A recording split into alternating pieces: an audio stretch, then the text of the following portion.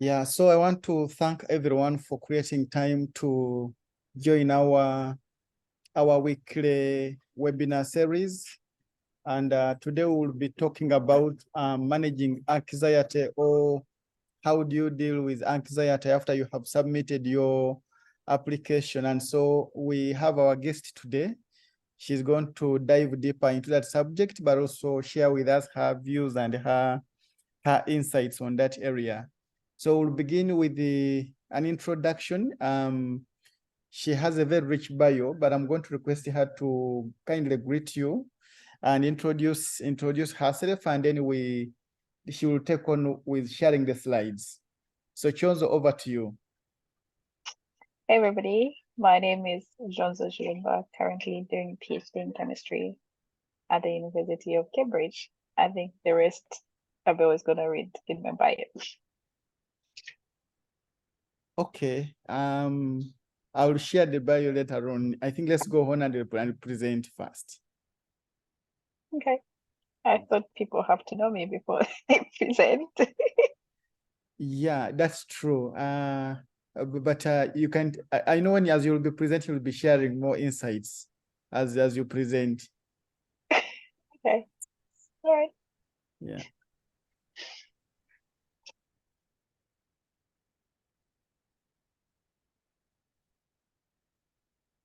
Can everybody see my slide? Yes.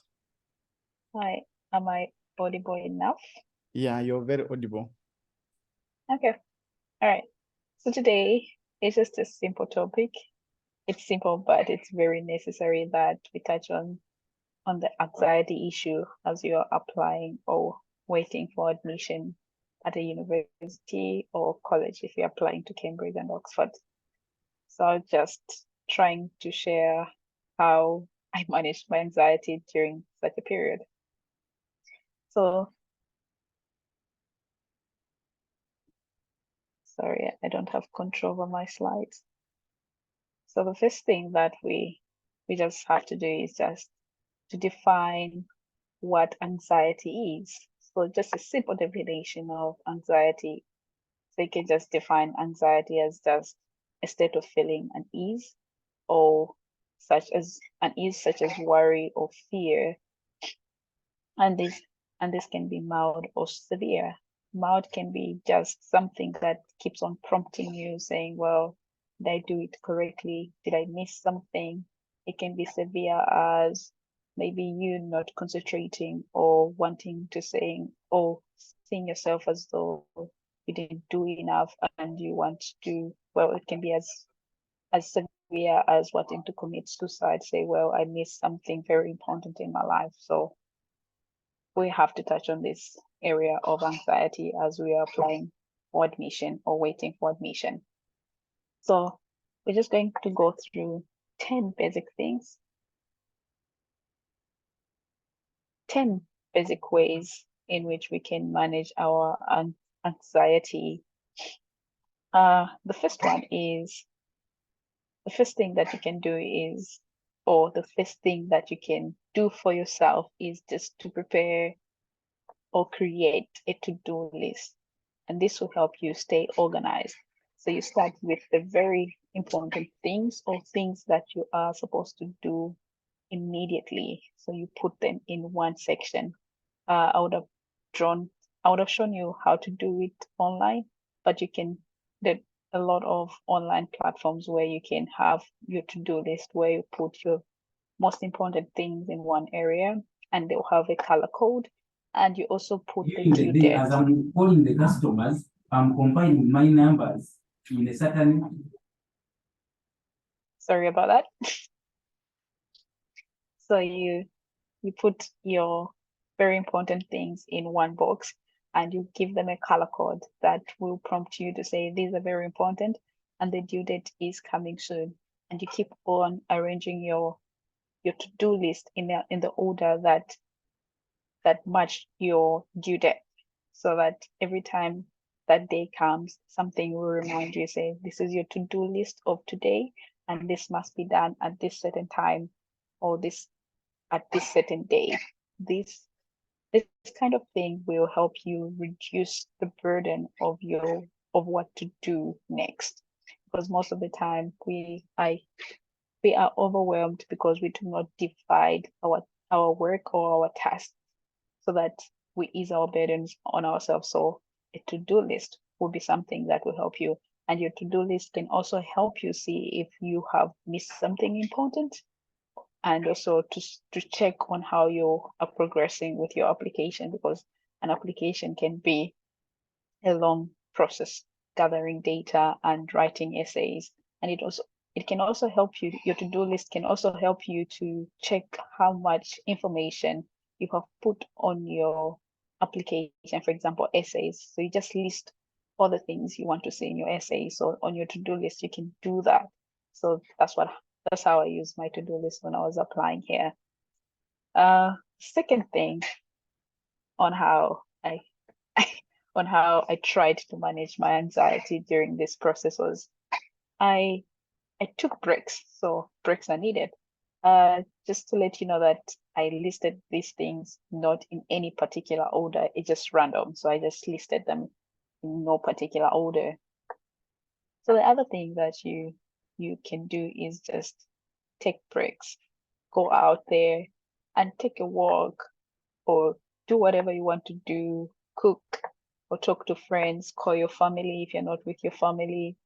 Just do something that will make your brain just not to think constantly about your application or your admission or waiting for your admission. So you just need to take a break and just give yourself a breather, or do anything that will help you just to take your mind off your application or your wait for admission. And that's how I manage. Well, that's me there. Well, I love going out. In my bio, it says that my funny fact about me, I love mountainous regions because it makes me feel as if I'm on top of the world. So it just gives me time and space to view something else and let my mind think about something else. And it gives my mind space to think when I get back to it, say, well, this is a new start and I have renewed energy. So it helps me to renew my energy when I get back, when I just take a break.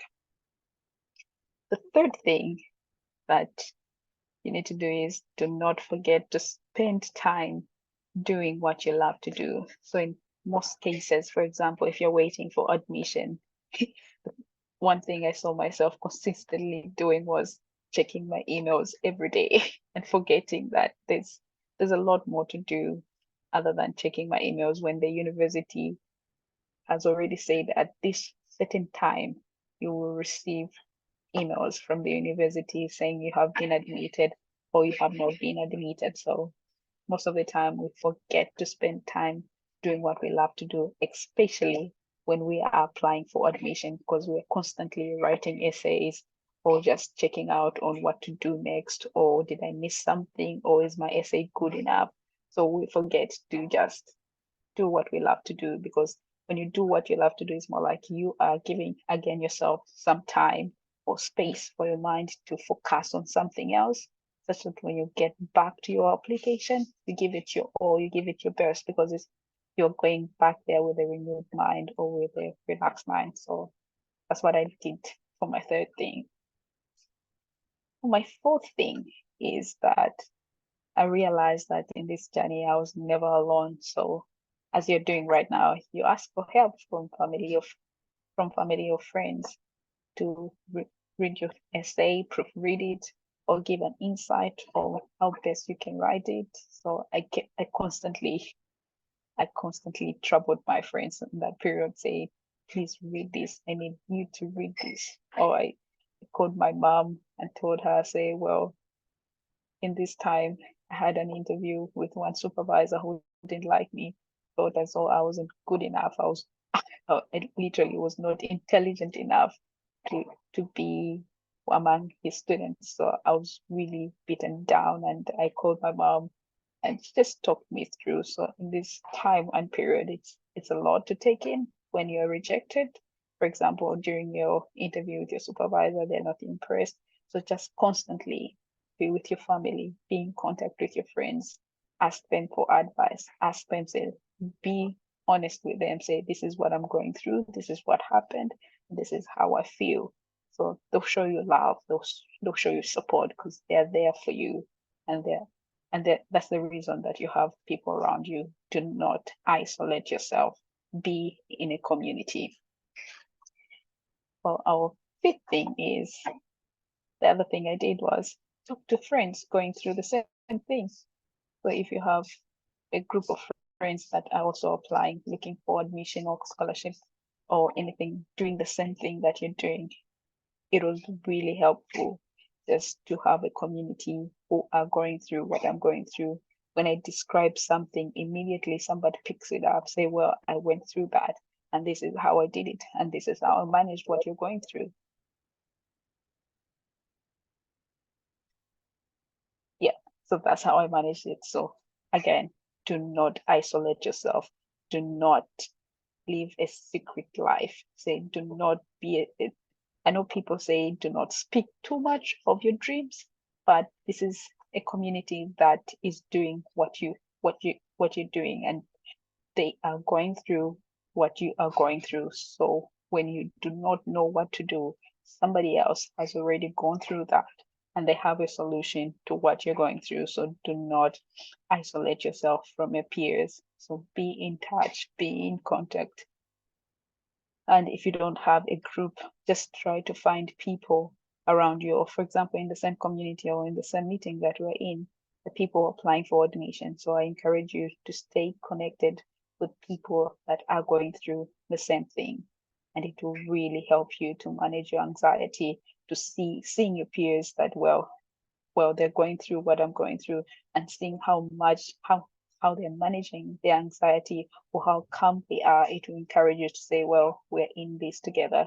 You're also a source of strength from your peers. You're not the weak, you're not the weakest link either, because they'll be looking at you, well, say, well, he's got it together, so that means I'm also good. So you are a source of support as peers that are going through the same thing. So that's what I did, stayed in contact with people that are going through what I'm going through. The sixth and the seventh thing, I just bundled them together. Say, well, just at times when we're applying, it's more like our motivation or our zeal goes low. But I want you to think about your academic goals or your lifetime goals when you're applying or when you're waiting for your admission in the university. Just think of your academic goals or reflect on your fears and understand them. Get to learn yourself. It's also a process where you get to learn yourself when you're how you behave or how you think when you're anxious or when you have anxiety. So it's a process that you learn yourself. So you reflect on them, learn from your fears. Somebody once said that fear is more like a barrier between you and your next door or your next get to success. So when you do not overcome fear, that will be the barrier that will hinder you from your next discovery of yourself. So you have to understand that you have to face the fear. But again, as I said, do not face it alone. Be in touch with your family, with your friends, and they will help you overcome that fear. And you still don't want to be afraid of what's going to come next. You have to be bold enough and say, well, this is me. I put my best, and I put my best. Whatever comes, I'll be happy because I tried my best. And also try to think about your academic goals for your motivation. Say, well, this is me. This is who I am right now, but I want this because of what I want to be in the next future. So I kept on reminding myself of my academic goals to keep myself motivated so that I do not feel sad about what's coming next. And also just reflect on my fears and get to learn myself. Say, if this is how I feel, and this is what I did, or this is what I thought about. So I constantly got to learn myself in this period. The eighth and the ninth thing, I just put them together because it's more like one and the same thing. Most of the time we tend to have a lifestyle constant worry. So we are constantly in one space, and we lose ourselves and our livelihood on how we live our lives. So don't forget to stay active and maintain fitness level. Do something to calm your mind. If you're an active person, you can go to the gym, run, play soccer, do anything that you do. If you are still in school, well, that's even better.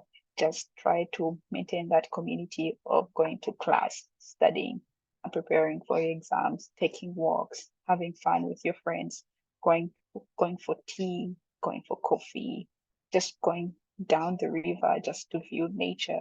Just stay active so that your mind is taken off from everything that is going on, just to refresh it and rebuild it.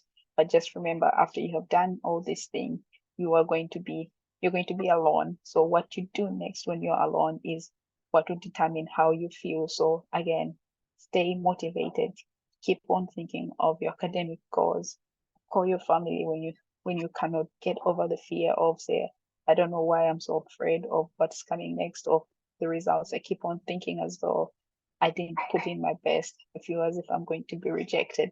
But there will be a friend of yours who knows you better and who read your application, and they'll be your source of encouragement. So do not isolate yourself. Do not keep what you're going through only to yourself. Share it with the people that you love and trust. And lastly, which is my favorite part, I did not forget just to go outside and breathe some fresh air. I know people take for granted over what it does just to walk outside your usual space to a different space and just take a deep breath and relax your muscles. It really helps. It gives you a sense of renewed energy. So just go to your favorite spot. If you're still in a town where you grow up in, I'm sure there's a place where you really love to sit, or you really love the view of that village or of that city. So just go there and have a breath of fresh air and relax your muscles. So this is how I tried to manage my anxiety during my application, and also during the long wait of admission, and also acceptance of scholarships. So this is how I manage my anxieties. Thank you very much. If there are any questions, I'm happy to answer them. Yeah, so thank you so much, Chonzo, for the well well articulated presentation, and thanks for sharing your experiences, and thanks for sharing your thoughts on this very important subject. Again, I know what it means when you're waiting for what will come out and you're not sure how it's going to be, more so when maybe previously you've not been successful and something like that. Again, I just wanted just to reflect a bit, Chonzo. You remember the time when you were waiting for the visa decision from from the UK, and at that time I think you were in South Africa. Can you just share how you managed that situation? Of course, I'm aware how you managed it, but can you just share some insights there? Yeah. All right. Yeah.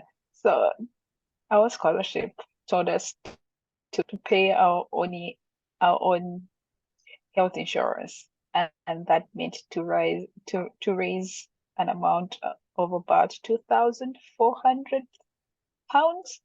And I was a student. I was just coming from my master's. I didn't have any money in my account. I was like, how do I raise such an amount of money in a short period of time? I cannot even ask somebody, because that's almost 50,000 kwacha back home. So it was really stressful. I asked some of my friends, they could not believe that I was asking that amount of money from them. Say, well, we don't really know these people. Are they really going to reimburse you when you reach the UK? So I didn't really know what to do. Luckily enough, well, they sent a group email as Cambridge Africa Changemaker Scholarship.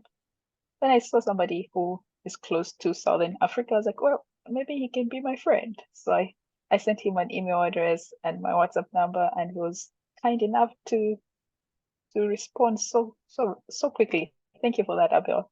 And he was like, "Hey, Chonzo, actually, for me, I asked the Cambridge Trust to pay that amount, and they have already paid for it.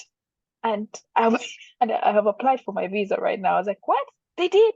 And I didn't know anything about them being able to pay that amount of money. So I immediately sent an email to them, and immediately they told me, "Give us your application login details," and I did.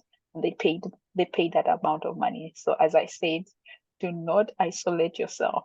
Build yourself a community, and they'll help you answer the questions that you are asking, because somebody else is going through exactly what you're going through, and they have already overcome it, and they have the answers and the solutions to what you're going through.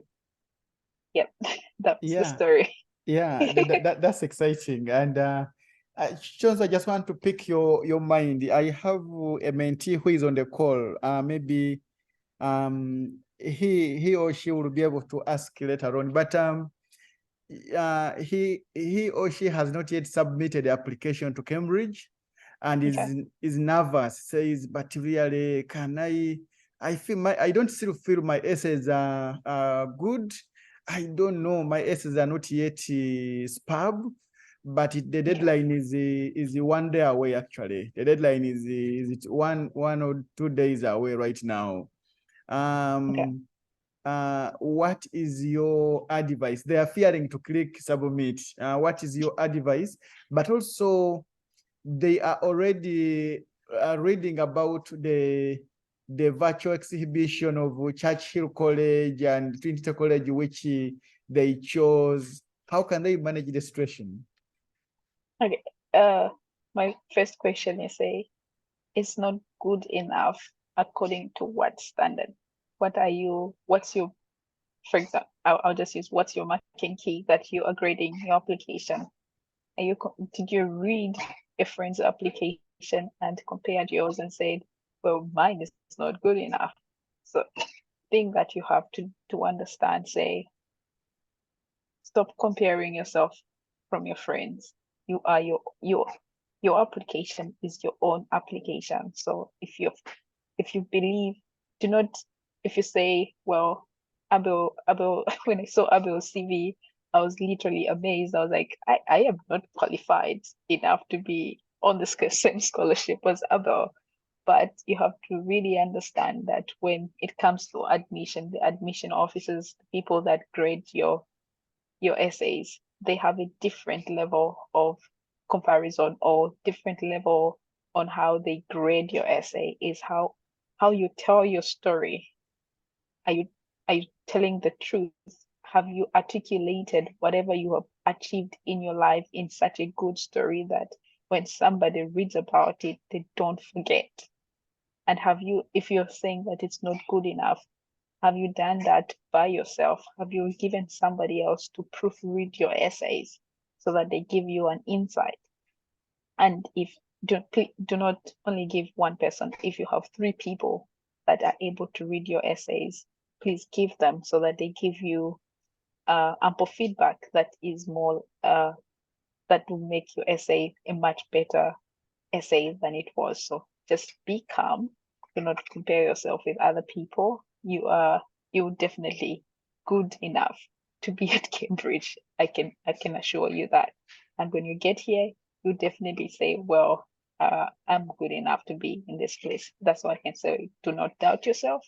Do not feel afraid to click the submit button until the last minute. At times, the last minute won't work because everybody is clicking the submit button and need to keep on buffering, and the system will just log you out and you don't submit. So do not wait until the end. Something can happen. So while it's still free, just trust yourself that you've done a very good job, because people who proofread your essays would not definitely want you to fail. They did give you very constructive feedback that made your essay a better essay than it was before they edited it. So just trust yourself. You've done a good job, and it's worth submitting it for somebody to read it.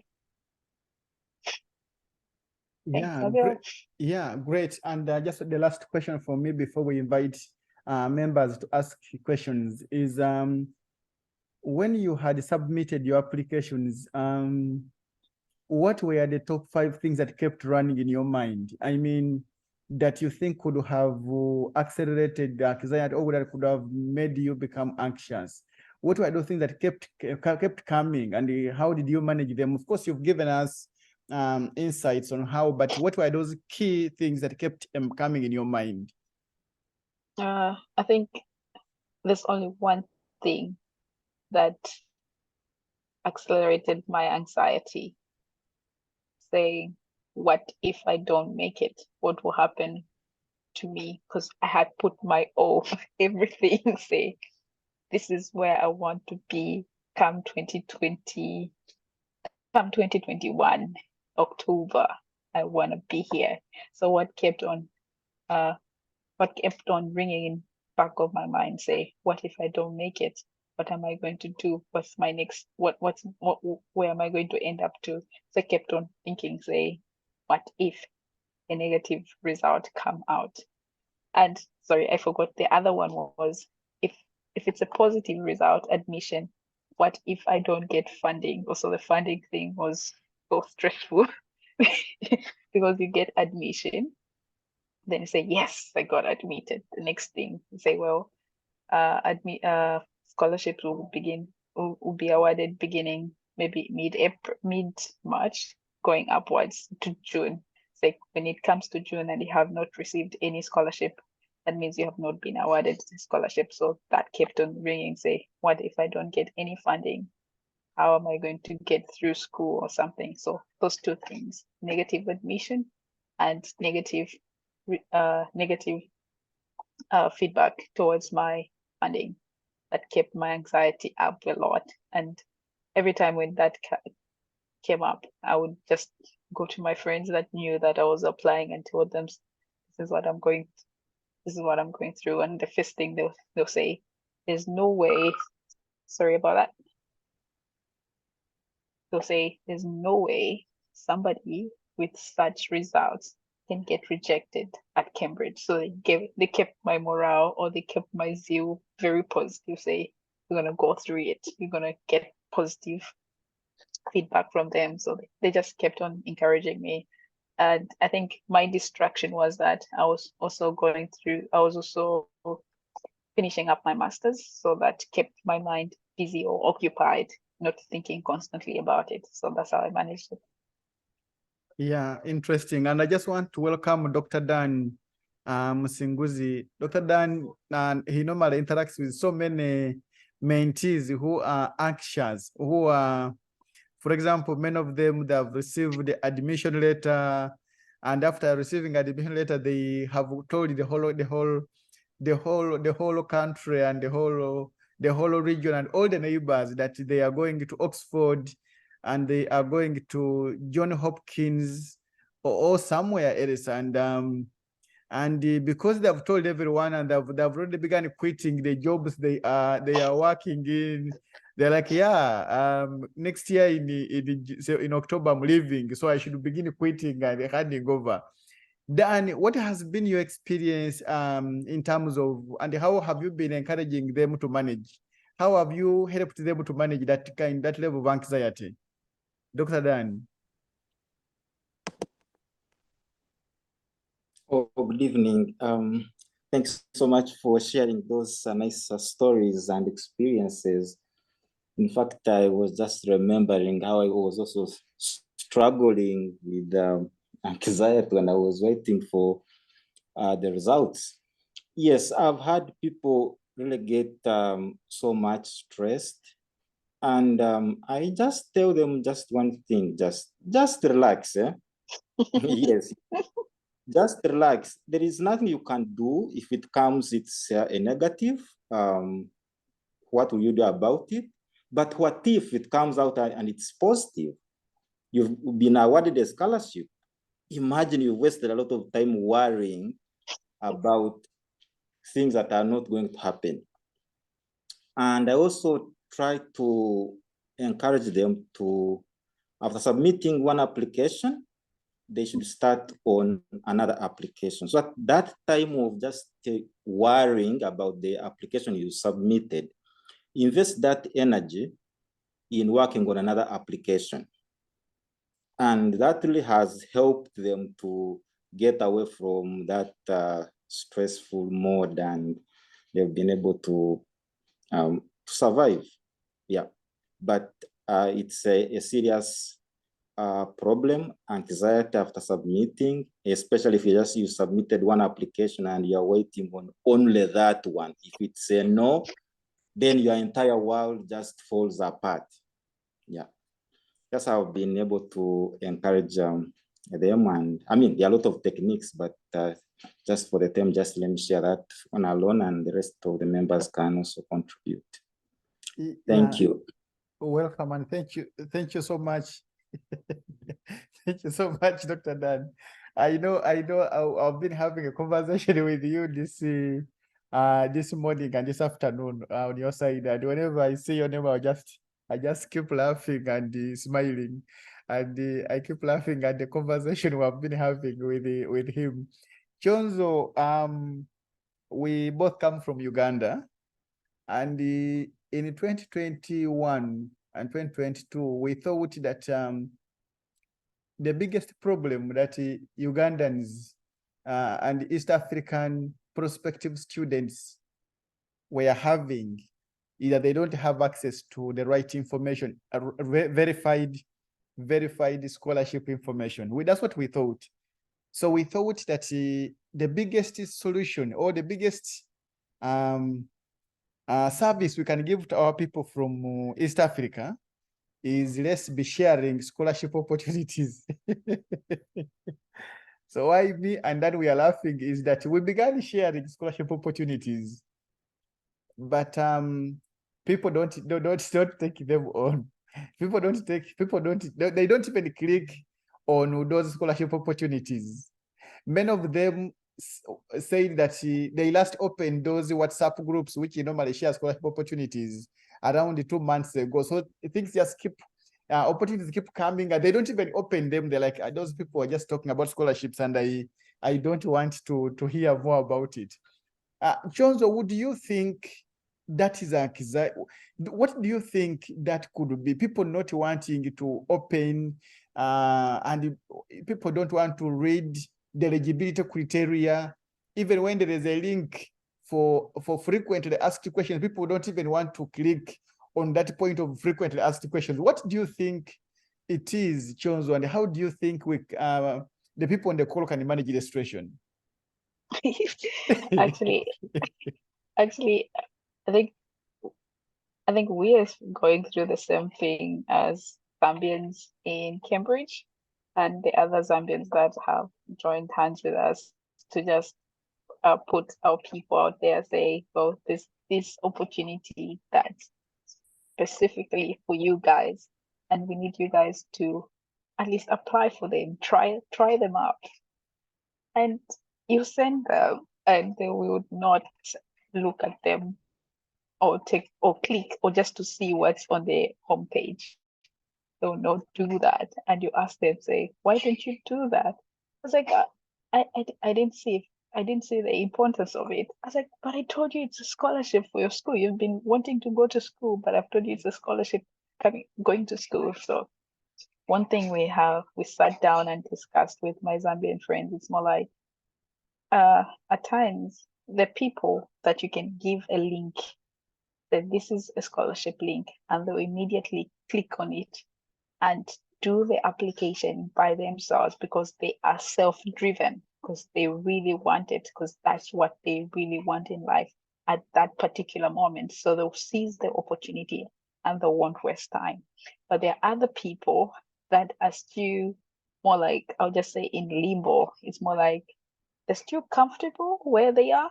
They don't want to make another step, to just a bold step, say, what if I go into another phase of my life? So they are scared to just leave their comfort zone. I think that was also my problem before starting engaging in applying for scholarship.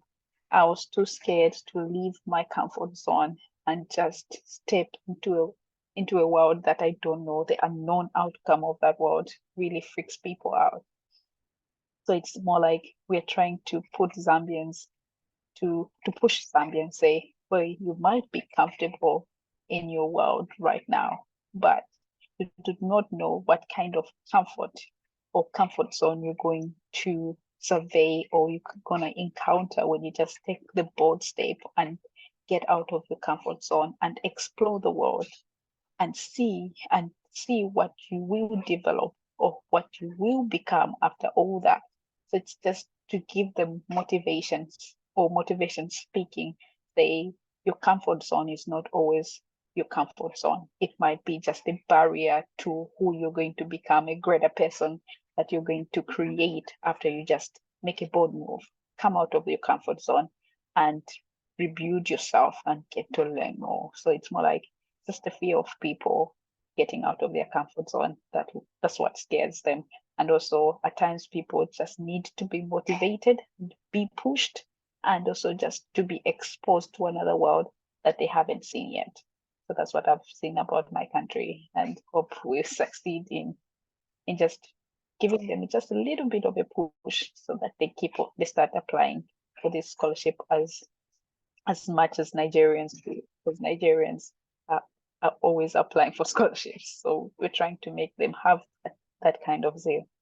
So I think that's the problem I saw in my country, and that's the problem I saw with people who don't read or want to apply for the scholarship that people send to them. Yeah, that's really helpful. Thank you so much. So I will give chance to participants to ask any questions now. All right. So if anyone has anything to ask, I'll give this is the chance. Maybe you can stop sharing the screen so I can see somebody who is raising the hand, Chonzo. Okay, before I go, I just want to acknowledge where I got my data points before I get arrested for plagiarism. So I just wanted to appreciate admission site that gave me an insight on how people should manage their anxiety during application and waiting for admission. And thank you, Abel, and the rest of your team for giving me an opportunity to speak. Thank you.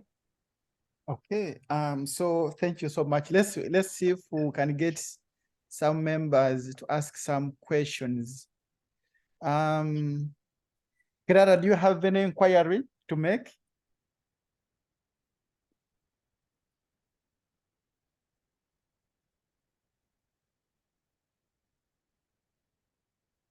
Clara, do you have any inquiry to make?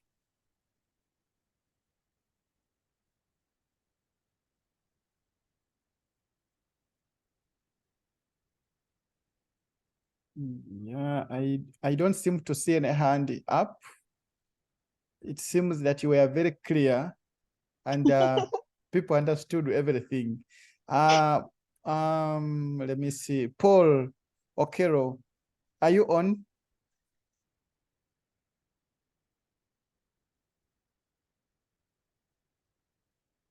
Okero Paul, are you on?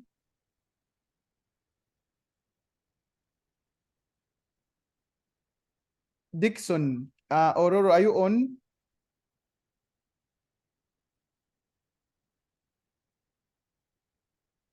Dixon, are you on?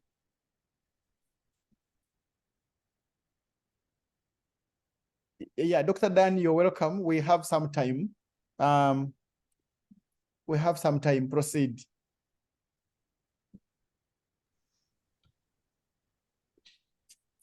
Thank you, Chonzo. Thank you so much, Abel, for this. I'm not trying to monopolize the discussion, but I just wanted to ask Chonzo, before you won that scholarship, did you have some rejections? And if yes, what do you think were the main causes for the rejections you received? Thank you.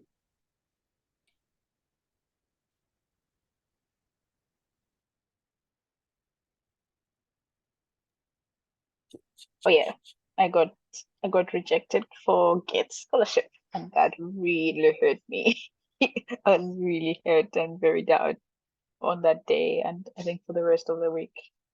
But reflecting on how I wrote my GETS essay and helping somebody rewrite it, I think I did not really articulate what I have achieved in life well. I didn't tell my story so well. So if I was to help somebody like we are doing right now to redo it, I really want somebody to write their story so nicely that when somebody reads their story, they can never forget. They will remember it. And that's how I started writing my stories, or just short essay or short bios. Say, for example, the other time we were being asked, say, why do you want to become a mentor? So I wrote an essay such that when they came to interview me, they brought it up because they never forgot about it. So it's how well you tell your story. So how I didn't really sell myself compared to what I have achieved in life. So I think that's why I was rejected. Somebody else told their story so well, better than me. So I regretted that, but I've helped somebody and they have gotten GETS from my mistakes. So I learned from my mistakes and help somebody else get the GETS scholarship. At least I was happy about that. That's how I did it. Yeah, thank you so much for sharing. And just what we still have 5 minutes. Let's see if we can get another person to ask anything. Anyone? Okay, Kirara, you're welcome. Thank you so much, Abel. Thank you so much, And Chonzo. Kirara, I really, Kirara, Yes, you are free to ask about Churchill College. She's at Churchill. I already saw her on the website. That's why I had to ask when I saw her photo and her photo on the website. I was like, I think I have seen this face before. Chonzo, I just want to thank you for sharing your experience.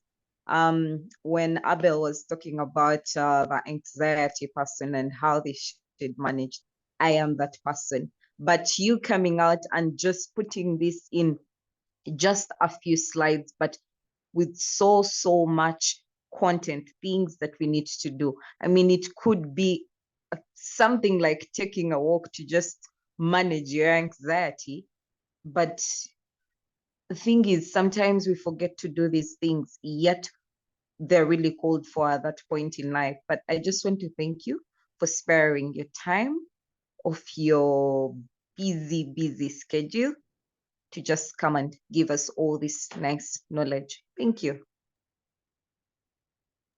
Thank you. You're most welcome. Because I think you also to just have, I think you gave me a chance to reflect what I went through. I think I haven't told anybody on my journey, on my application. So just to have a chance to tell my story about how I went through and how I managed everything. And it's been really great. I really appreciate your time, you guys. Thank you.